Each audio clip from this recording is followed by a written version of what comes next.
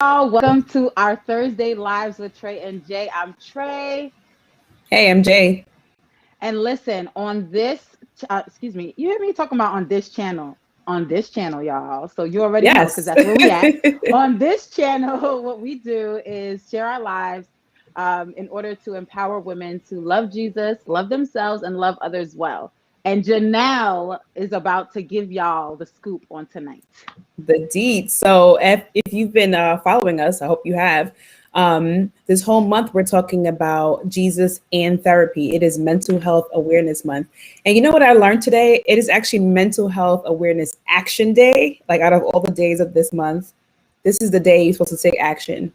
So this is your action, y'all. Informing yourself so that you're here. We're learning all about therapy and Jesus, and we have our guest on. Her name is Janelle, because our name is just that popular and fly.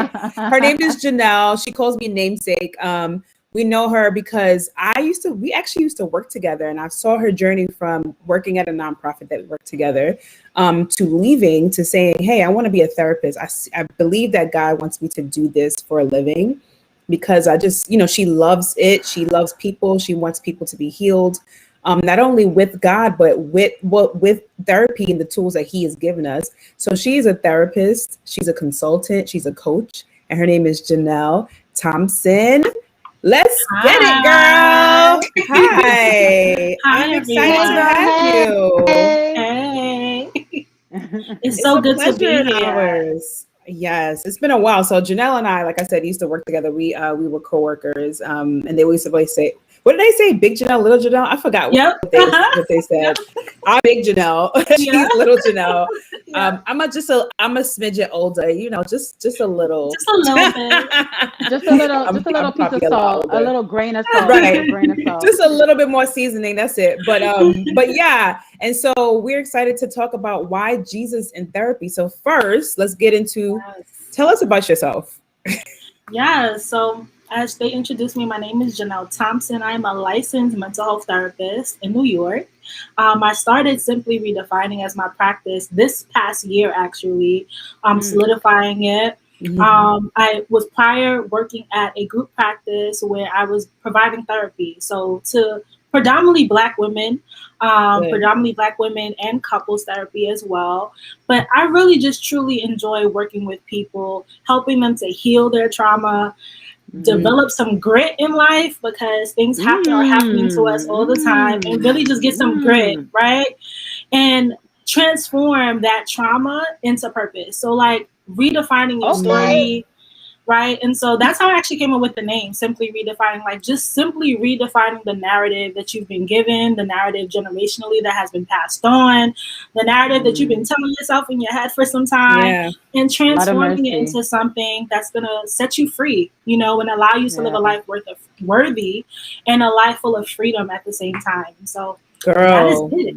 Yes. Mm. Wow. First of all, So I just have during to the say that you pandemic, just, go ahead. I just Yes. have to say that you just dropped it. You dropped it with 3 points. You were like, redefine, get yourself some resilience. Let's talk about that. Yes. Let's Yes. talk Mm-hmm. about reimagining what you have Yes. seen and experienced, and what does it look like to move now. Mm-hmm. Because yeah, so those things that occurred we can't change. So that And was really change. great. Yep. Absolutely. Absolutely. Yeah. So you're telling me during the pandemic, you went through all of this because we were Yeah. talking. So, Yeah. she's newly Uh-huh. married. So Yes. being Yep. at home with her husband for the probably not for the Yeah. first time, but like all of us, no matter how long we've Yeah. been married, we're all getting used to or had to reimagine and how to learn how to be at home with family. So there's Yeah. that. You're counseling and teaching, well, not teaching, but Yeah. counseling and you have therapy sessions with all these individuals because a lot of people now are going to therapy, Yes. but for that reason of Right, the pandemic. right. You have a job, you have another job, right? Mm-hmm. And then you My started, 9 to 5. Janelle, Yes. Where you from, Janelle, girlfriend? Where you from? Because Tribute. hello, because Barbados. because Barbados. I'm over here like there's no way you out here doing all the 50 18 billion jobs, jobs. 50 Right. billion jobs, No, ma'am. No, ma'am. Got it. No. It's embedded in you. Got it. It's embedded in me. Right. Exactly.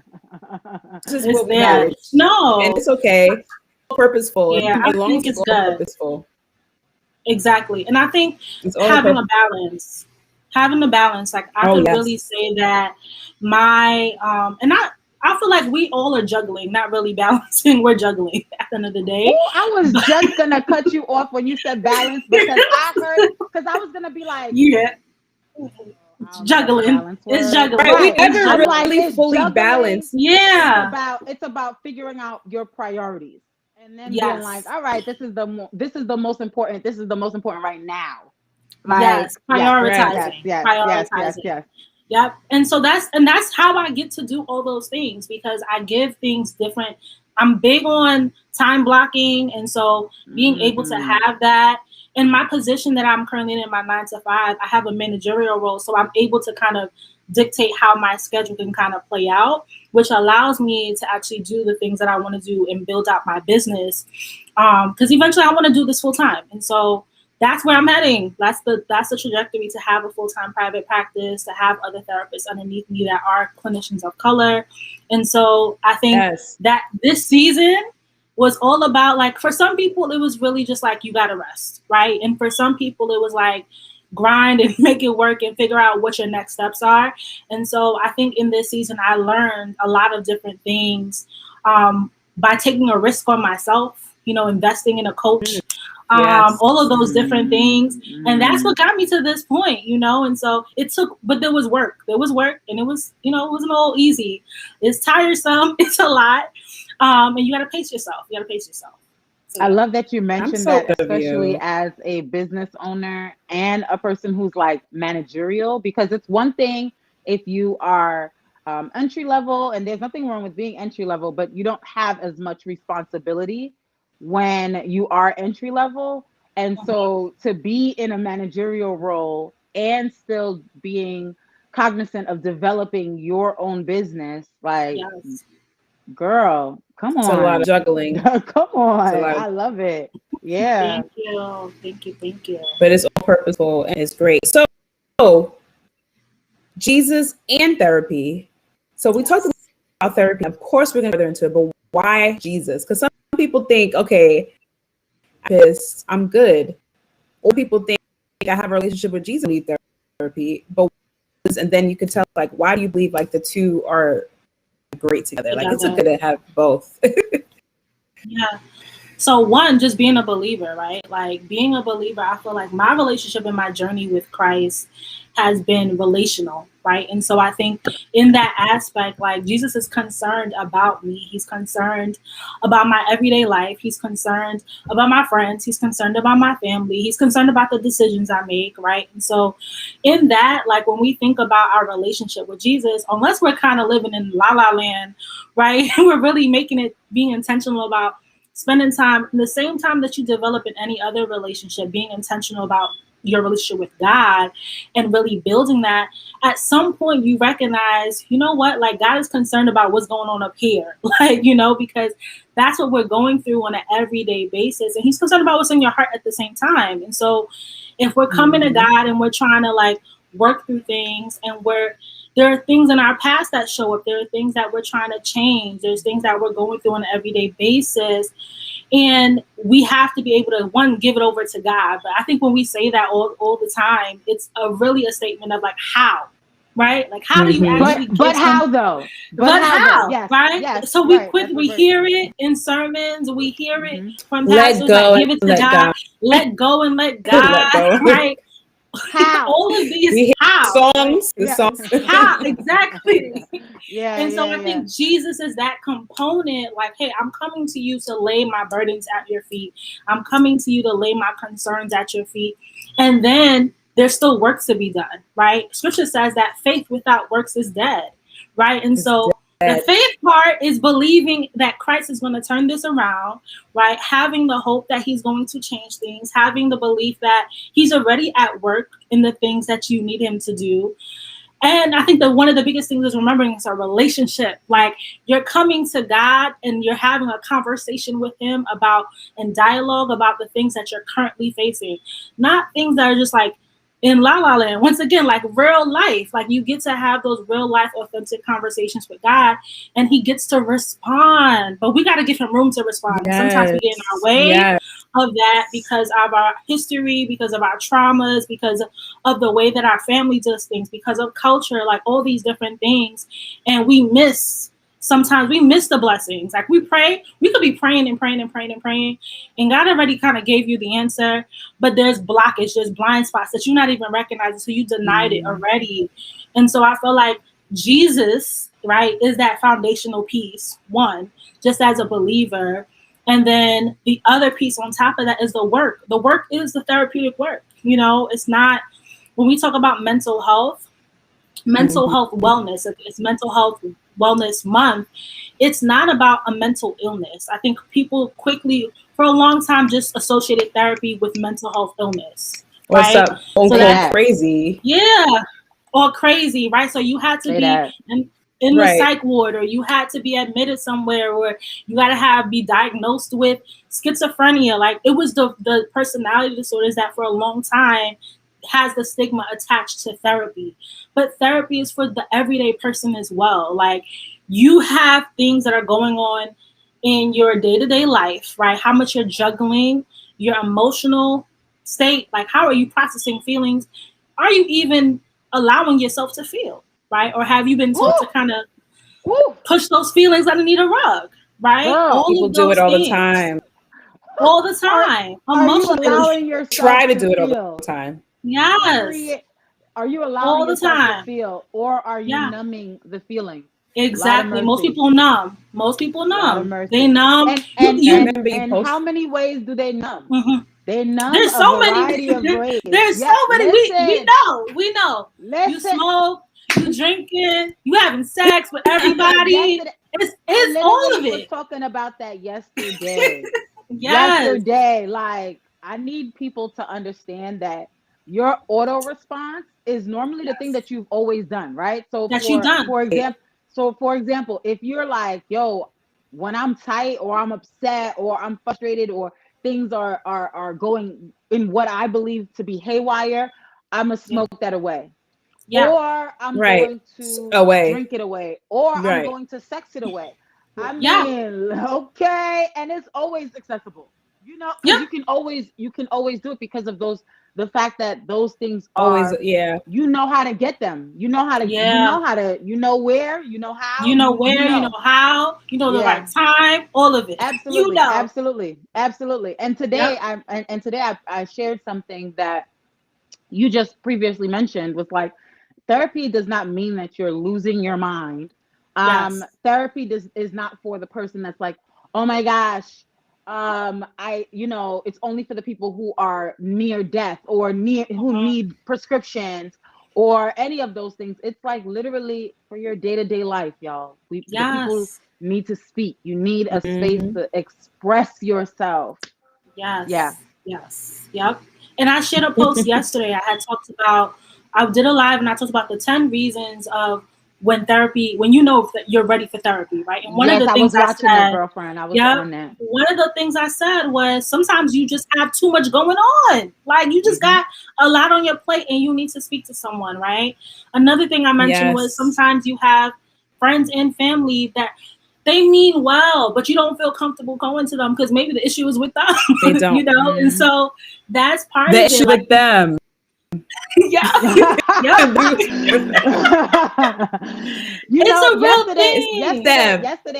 Yesterday on your live, you mentioned how sometimes you can vicariously carry the trauma of the people around you, and vicariously carry the anxiety that they have of other people. Like, you don't necessarily even got that level of anxiety around things, but because you are watching how they are moving in their lives, it is causing a flare up within you that you are like high key choking on. Yes. So I want you to take it away after, but watching this interview that Oprah did about her book. She has this new book called What Is Happening to Me. And it's about trauma as a child. It's very interesting. I haven't watched can't it yet. Yeah. She's doing all these different interviews because, you know, the book is out. The therapist that focuses on trauma as a child that wrote with her, he said, well, that's the reason why some people don't think they're racist when they really are. They have these I forgot the term for it. They have these biases. It's normalized in their home. So, for example, they were, you know, maybe you should cross the street when a black is walking down the street with you, because that's what their parents did. But no, I have a friend. I'm not racist. Or when they see, you know, someone who's Asian, oh, that person had, you know, whatever. The point is, they were taught that by of what their parents did. For me, I was taught to be very aware of men and be careful of them because they will hurt you. It's not like they will. And so imagine how this, you know, I'm married to a man. What do you think? So that's why I think it's so important because it was taught to me. It was just taught to me. Yeah. So anyway, no, it's generational, right? Like you carry it. There's so many things that we have as limiting beliefs, right? But where did we learn them? We learned them from our families. We learn them because our family is our first place of trust. Like we learn either to trust or distrust, right?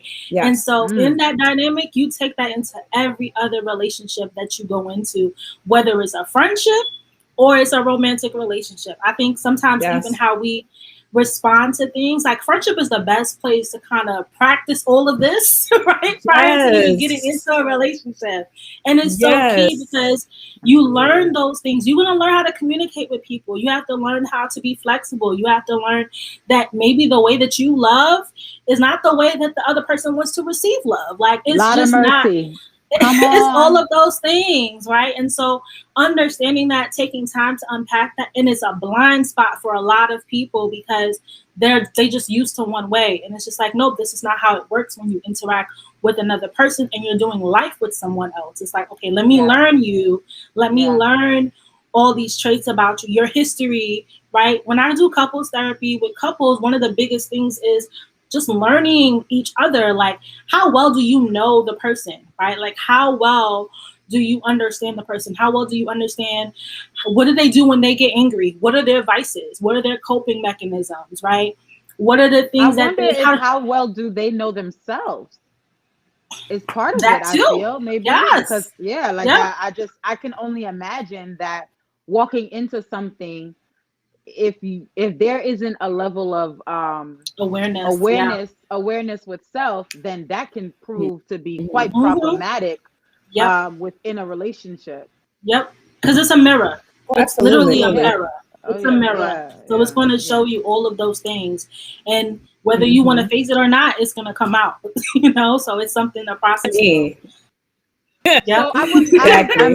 So I'm reading this book from Rich. I don't remember how to pronounce his last name. Something with a V. Anyway. Velotis. That's his name, but I love the book and Rich shout out to Velotis. He's at the new Life Church in Queens. Okay. Good. Absolutely. Know all the things, just not his last name. So anyway, right, y'all. So it's called The Deeply Formed Life, and he was talking about something that you mentioned, but he was talking about scripts, and the scripts are the things that we've learned in our families, right? And that is the story that we've been taught without words. So he was giving an example of when his father and his mother were fighting, like physically fighting, and he picked up his sister and kind of stood between the two of them and like screamed so that they wouldn't. And he said from that moment on, he realized that he had to make sure that everything was okay. Those words never left his parents' mouth. His parents' mouths, those words never left their mouths. But that is the script that he internalized, and that is the script that he struggles with day in and day out in terms of being peaceable, being amicable, people pleasing, making sure everybody's okay. You falling all the way apart inside, but because the script that you have been internalized is that you must make sure that everything is okay. Your feelings aren't mattering in this space because no one got space for your feelings because you are taking up everyone else's but your own. Lot of mercy. I tell you, when I saw that, when I read that, I put the book down. I said, Rich, you're doing too much on tonight. On tonight. When I was, I literally be reading. On today. And like reading and talking to the author. But seriously, that's so basically what you were mentioning about the generational, the way that this is generationally embedded in you. Like you see if your father is like, oh, okay, well, he drinks often. I don't want to drink. But you still have an addictive behavior. You may not drink though. Yes. I actually have a client that I've been seeing for about a year and a half now. And literally that is one of the things where everybody in the family, I pointed out to her, like, there's an addictive pattern. Yours just looks different, right? Like your sister might be dealing with drugs. Your addiction just looks slightly different. But everybody in the history of her family, right? Literally, it just could be that, right? Like, but we pinpointed that because we went through and I did like a genogram situation with her and literally pointed out, look, this is what your mom's is, this is what your dad's is, this is what your sister's is. And because she has a problem with everybody else's, but I said, this is yours. And she was like, oh, you going to tell me about myself today? I said, yeah. Lord of mercy. When your therapist comes for your neck, Lord. It's another level. When your therapist is like, let's discuss the pattern here. And you're like, the pattern? Right? Yeah. What? I'm innocent. What? I don't got no pattern. It's them. We all got patterns. We all got them. So it's being able to identify those things. And Trey, like you said, like bringing the awareness piece, right? Like the awareness is one of the big factors, and your therapist can help you understand what that awareness is. Jesus sometimes points out that thing to you too, and you just like, nah, God, I'm over here. Leave me alone. It be at your neck. It be right here. You like, nah. He be like, like this. Right now. Yep. He's just waiting. He's just waiting for you. He's literally right there. But we just like, nah, God, I'm not ready for that. And so I think, and that's why I said, like, there are some things people come into therapy and they already know. Like, the first question normally a therapist is asking is like, you know, what brought you to therapy? What do you want to work on?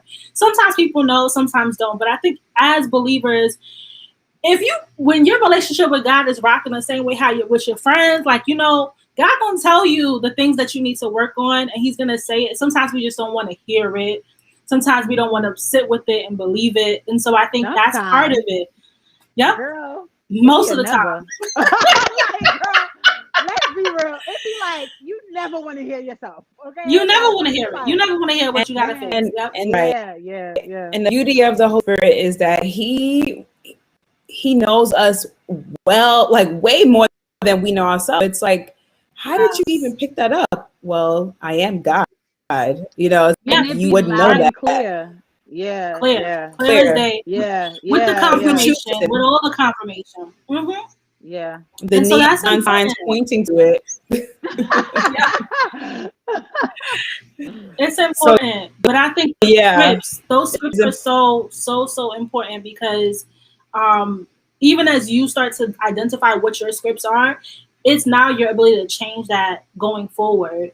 But you got to be intentional about it every single step of the way, because if it took you X amount of years to drill that script into your head, it's not going to change overnight. You know, I think sometimes people go into therapy and they're like, all right, fix me. And it's like, nope, this is a process. This is a journey. And you're going to take breaks. You're going to test it out. You're going to come back. But it's a process and a journey to undo those scripts because they've been there for the whole amount of time until you got to therapy. They're there. And not only that, they're reinforced by the people around you and the environment that you have now built around you. So you have to undo not only your own thinking, but you're also trying to get other people around you to understand the new person that you're becoming and evolving into. And they might not be with it. Come on and talk about the boundaries, lot of mercy. And Yes. Janelle came. I don't yeah, know about y'all, but Janelle came up. She came here for tonight, y'all. She said, "I'm coming for the bullseye, y'all. I'm coming. I'm Yeah. coming." We see you, girlfriend. We see you. We see you. We're clear. this is what we were saying, that therapists are a gift from God. You know, like God has given you Yes. this desire, this passion, Mhm. the intelligence, all these things He's given you to help people, and it's just flourishing. See it loud and clear, and so this is on display right now. So thank you for doing this. Thank you for being, Yes. the therapist that you are, for going to school, for taking the time, and for following this path. Yeah, you are a gift, like you Yeah, to the absolutely. to Thank us. you. And I Thank you. love Okay. the one thing I wanted to mention was the fact that I love that you have a therapist. I think we Yes. don't talk Oh yeah. enough about therapists having their own therapist, because Yes. it's like, yo, that's mad work. That's a lot of weight. Imagine imagine 2 days. Like, I know my therapist, It's a lot. I don't even I can only imagine, because I'm giving her the business. Okay, y'all. Mhm. Like, I'm giving her the business. Imagine me times four. Yeah. Lord, Yeah. you need somebody Yeah. to A talk to at day, that point. Yeah. A multiple day. times a A week. day, multiple Mhm. times a week. Oh my gosh. Oh No. my Yep. gosh. It's It's a lot. important. It's a lot. And I even shared this on a podcast like last month. I had said, for us as therapists, they asked me the question, like, how do I deal with it? Like, how do I manage? And I said, this is why I do a consultation with every single person that wants to have therapy with me, because I need to know what I can carry additionally on my plate. Right. And so Mm, when I'm doing that screening, I already know if I have two, three couples that all going through the same thing, I can't take on the fourth couple with the same thing, because I'm hearing the same thing all day long, right? yeah. And it's fine as a therapist, you're trained to do all that, but there's still a point where burnout comes. And so it's like being Yeah. very strategic about who I'm going to say yes to in this season of my life based upon Hmm. all the things on my plate, and being intentional Hmm. and checking in with my therapist to be like, hey, like, today's not the day, right? And I was telling Janelle right before we started, like, in the pandemic, you know, hearing about things in the same time frame as clients, right, and trying to double process, right, and still remain objective in session. And so it was important to carve out time for myself. It was important to be like, all right, I'm canceling sessions today. Like, we just shut down. Like, we can't operate, because if I'm not functioning, I can't service you. I can't help you. I'm not being Yeah. objective to what you're sharing with me or what you're telling me, because I'm processing my own stuff. And so just being aware, as like, as a therapist in itself, being aware of where my cutoff point is and Hmm. knowing where I'm Hmm. approaching that, and being very strategic. That's one of the best things I think I learned from my coaching this season, was really just like, are you happy with all the clients that you are seeing? That was the question she asked the coaching group. She's like, are you happy with all your clients that you are seeing? Like, are you excited to meet with your clients? Are you feeling like you're starting to burn out from some of your clients based on the issues Hmm. that they're presenting? She was like, narrow down your niche to what you feel like you're excited to hear every single morning and listen to consistently, because not every person, every therapist is for every person, and every Yeah. personality Yeah. style is going to match Yeah. based on the issues presenting. And so that was the best gift she gave me, like, legit, like, being able to now niche down and be like, women of color dealing with these particular issues. And so when I screen, I'm able to know, like, yes, I can take this on because I have this, this, and this, or nope, because I got 5 of them already. Like, just Yeah. knowing, especially it's the time slot of where they're asking for. I already have clients that come with a lot. I got to be mindful of that. So I think it's so important. It's so important. So I have a friend who just Yeah. asked me about therapy, and I Mhm. was so shocked. You know how, like, you have that one friend that's like um that says something and you're just like, "Really? You Mhm. really? Wow." Just like, in yo, I literally sent her a voice note like, "I'm so proud of you for even saying this," because I know what it is, you know? Mhm. But how would I, as a friend to her, steer her in the direction of getting a therapist? Because I do know one of the things that she's looking for is a Black Caribbean woman. Which I mean, I'm not mad because that was Caribbean. I'm not specifically. okay. I'm not mad. You listen to me. When I went to therapy, I get it. when I was going to therapy, I was like, Lord, she needs to be Black. She needs to be a woman. I need to see her natural hair. I need to know she's from Brooklyn. Like she needs to be Caribbean. I need to know she from Brooklyn? She's a believer. My therapist is all the things. And it's so funny. Trey said, when you told me that you met your therapist for the first time, how she has ombre braids. It's a wrap. It's a wrap. I was so happy. The ombre braids. I was like, yo, hilarious. I was in one session, my therapist said something, say less, and I literally left the session. Say less, sis. You were like, yes. And sent a voice note to my friends like, Shorty says say less. This is my therapist. Yep. Say less. I have found the one. Say one. She's the one. Yes. No, she's exactly just like that. But the one. She's the one. I'm trying to figure out, because I know like people have asked me, because I do speak so highly of my therapist. I've never gone to therapy. This is my first time going to therapy. I just celebrated my first year of therapy. Yeah.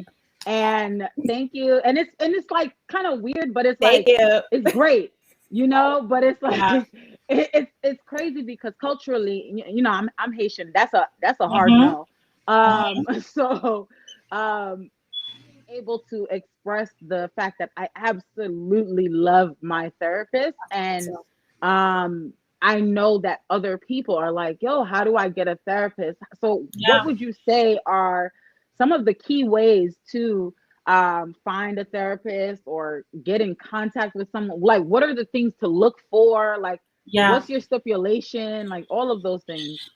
Yeah. So I will say, one, just make sure, know what you're looking for, right? So, like, just like you just said, if you're looking for as specific as Black Caribbean, know that, like, and stick to it. I think sometimes people like, no, I have to settle, right? But remember, it's a match for you. Like, it's you and that person that's going to be building a rapport. Trey, you've been in therapy for a year, right? So if you go back to when you first kind of met your therapist and when you first started, I know she had the braids and it was hitting, but there were certain things that you were still like having to build comfortability with, right? And then you open up. And so if physical features is going to be a distraction for you, then stick to what it is that you want, one. And so if it's whether that's you saying, hey, you're a male and you want a male therapist, right? And you want a Black male therapist, okay, right? If it's simply that you want a female therapist, that's Black. Sometimes people even are very particular about just styles of therapy. Maybe they've been to therapy before and they don't want the person that's going to talk about past things in the past, but they want someone that's going to be very right now oriented and future oriented. That's important to know. Places to kind of start. And it's important because some people, it depends on what you're coming into therapy for. Like if you're coming in to really do some trauma work and dig on the deep part of stuff, that's do you different. Even know that at the onset though? Do you know that? Like you can ask, because for example, if someone's just coming, like they've been to therapy before, but then they just had like a life transition happen and they're just wanting to focus on short-term goals right now, like things that they're having anxiety centered around just a particular thing, right? And they're saying, hey, I want therapy short-term, right? That's still a thing. And so that's different from someone that's like, hey, I want to work on trauma work. Like I've had these things that come up from my past, from my childhood. That's two different ball games. Automatically, when I'm listening to in consultation, somebody says that, I'm like, okay, this is on the other side. This is probably going to be more of a short-term client than a long-term client, right? And so is that based on the questions that you as a therapist ask? It's based on the questions that I ask as a therapist, but it's also based on how much the client reveals. But I think if a therapist is culturally competent and really focused down on their niche. Pop. I told y'all, Janelle did not come to play on tonight. She culturally competent is so important. She said we not out here. We're not out here for the Right. play. They gotta know, like, Especially if they're not here. yes. Like, you want to be able to Especially talk to your therapist and not have to recant everything. They know what you're talking about. Like, they understand. Like, it's just a thing. Like, it's a thing. I actually think back to a client I had last week that was a new client, and she's Haitian, and she came on with her mouchoir, and she was literally there talking, and she was sitting there, she was just like, she's like, I feel so bad. I had to do. I was like, no, I get it. It's okay. Like, it's all right. Right. So it's important to know certain things and you feel comfortable with the therapist. So I would say, one, just know your preferences, right? If it's race is a preference, okay, right? If gender is a preference, okay. Be competent in like knowing what your preferences are. So that's the first thing. Just what are your preferences? If you are triggered, like if you are a person that's saying, hey, I don't want to work with older female women because I have issues like mother issues, right? Know that too.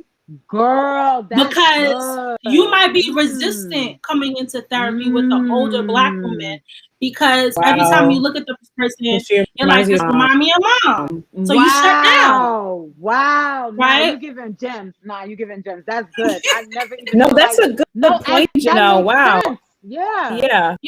So you want to know those things. And it's not to say that you can't work through it, but you might just be resistant for like 6 or 7 sessions. And it's just like, what's happening? And that's money and time. And I don't know about y'all. That's your copay. That's a copay. Exactly. You know? It's still money and it's still money. It's money and time. Because some people's copays is up there. Some people got deductibles before they copay hit. So like it really is still money and time. And so knowing those things about yourself, being real with yourself, ask yourself those questions is number one. And then you want to look at I wouldn't do it. Yeah, that's why like I thought about it like, no, I need a woman and I need a Black woman. And sometimes the funny thing you'll have somebody. I was gonna say you'll have somebody for a time and then you'll switch. Like you can switch once you kind of built up. Like say this person is no longer serving you. That's another thing. You can be in therapy and then after a while, like this person got you to this point and the relationship is not going any further and you feel like you need something different. That's okay. It's okay. Do you say that to your therapist or do you now like leave? Like what's the protocol? Say it to your therapist. Say it to your therapist. It's not personal. It's not personal. It's not personal. Say it to your therapist. I think sometimes people take it personal, but I even said this in the live yesterday. I was like, it's okay. Like, say what you need from your therapist. Let it be your soundboard. Let it be a place where you practice being assertive. Because at the end of the day, it's what you need. It's about what you need. Because what are you doing? It goes back to what you just said earlier, Trey, when it's like the person is just like putting it under the rug. They're not talking about it, right? Because they people pleasing, like, oh, I'm going to just go with the flow. Even though it's no longer working for you. Say that. Say that. And the beautiful thing about therapy is that this is purely a relationship that you're like taking. You know, you're paying someone, whether it be with your insurance or your pocket, but normally it's a give and take. Like when I'm with my friends or with my family's concerned, and I'm always mindful of how much I'm putting out and how much I want to also pour back into them. But as a therapist, and when you have therapy, it's like, and you know, you can give. Thank for, you know, therapy itself or getting your own time to just, you know, but I love that because some of us are, especially those like me and like Rich, that I'm always concerned about and always concerned about everything smooth, everything fine, you know. Wow. We're actually over time. We're over time. But is there anything else that you would like to say? There are a few more questions, but I think we got into some good conversation. So Trey, is anything? I'll just add. Go ahead. I'm just like, go ahead, Janelle. No, I was gonna finish Trey's question. So I would just say, look at credible sides. So therapy for Black girls, filter through. Be okay putting out feelers to multiple therapists as well. Like, you know, ask, hey, they don't offer consultation, ask for it. Say, hey, Do you offer 15-minute consultations? Can we speak? Can tell me about your history. What type of clients have you worked with? If the therapist is kind of sharing all of the information about them and none of it connects to where you at, you already know, chuck the deuces. Like, it's not gonna work, right? Go to the next person. To say chuck the deuces. I need her to say that. Listen, I'm telling y'all how freeing that is. I would be like, I would have heard that in therapy. I'm like, my therapist just said chuck the deuces. Culturally relevant. Okay. Like ding, ding, ding, ding, ding, ding. Yes. No, but those are things like just literally don't be afraid to ask. Like literally put your feelers out, reach out, see who's willing to get back to you. Because sometimes, to be quite honest, like I will say in my field, sometimes people just don't get back to you. So it's like they need to do a better job at doing it, right? And so if there's not, because people have wait lists, but I think just reach out. If you don't hear from someone, at least you have your 2-3 feelers out. Whoever gets back to you, if it's a fit, great. If it's not, keep trying to find another person. Ask for a friend's referral. If a friend goes to a therapist that they kind of really, really vibing and they like, okay, reach out and ask about that person. But I think just looking at these sites, you have melanated in therapy and melanated. There's therapy for Black girls. There's so many different ones. And if you actually go, I'll repost it so you guys can post it. But I actually did a stream in my highlights of where you can go to find a Black therapist. And literally, there's so many websites for days that you can search for a Black therapist and find one, whether it's insurance or out of pocket. The other piece I'll say is ask about sliding scales. Sometimes if you don't want to use your insurance or they don't accept your insurance and you really want to work with them, ask about the sliding scale. There's plenty of times where I have clients. People think that therapy is expensive or it's like too much money, and it's like it's your health. Like that's part of your health. It's part of your health. So invest in your health. Invest in your health. And ask the same way how you would ask questions if you went to your regular doctor. Like ask the questions that you need to know to feel comfortable going to that person continuously. Yeah, or if you ask the questions for your doctor, the way you ask your hairstylist. Because some people spend more time in finding out about their hairstylist. Come on, Black and girl, not about their. That's it, Janelle, bro. That's a good point. You want to ask all the questions about your barber, but ask the questions about your doctor and your therapist. Like this is your life. Anyhow, and we're just used to it. Yeah, focusing our exterior. We really need to focus on our interior because that affects the exterior. That's one of the reasons why. So yeah, this has been great. Thank you so much, Janelle. Thank you guys for so how could me. we find you? Let's connect. How could we find you? How could people, even hire you as a therapist? Yeah, so to find me, my social media handle for Instagram is Simply Redefining. My website is www.simplyredefining.com. If you go on my Instagram or on my actual website, you can just click to do a consultation with me. I require consultation across the board with any client that I'm on taking. That's where you can kind of find me, locate me. If you're looking for a therapist, you can click the link in my Instagram bio. I have the same link there just to book, and we can see if it's a match. If we're not a match, I have other friends in network, colleagues that are therapists, and I will refer you to them, and so wherever I can help, however I can support. I am currently open. I have a few slots open, like just a few, literally just a few. Just a few. You were like this, and I was like, that means you got like 2 slots? Like, I was like 2, 3 slots. No, I feel you. You're human. When my friend hit me up and asked me about therapy, I actually sent her your information. And and I'm about to send some information today. So might be 2. So it might be the 2, y'all. It might be the 2. It might be legit. Today I had 3 consultation calls right before this, and all of them signed on for next week. So this is legit. Good for you. Yes, ma'am. Yep. Yes, good ma'am. for you. Ma'am. I'm glad people are getting. We need therapists. I'm the therapist. That we need to do the inner work and the outer work. And so spiritually healthy, emotionally healthy, mentally healthy, and physically healthy. We need to be healthy in all those 4 areas. Anyway, with that being said, we often talk about being that the Lord calls us to be radically self-aware, and radical self-awareness comes from Jesus, as well as therapy. Therapy will, all of it will tell you about yourself. Yep. So y'all, it's a wrap, y'all. Thank you so much, Janelle and Janelle. But thank you all so much for thank you for joining us. We definitely are going to be reposting what you said and making sure that you all are following us on Instagram so you can have access to that. That's Life with Trey and J, TRAYANDJEA, as you see right here.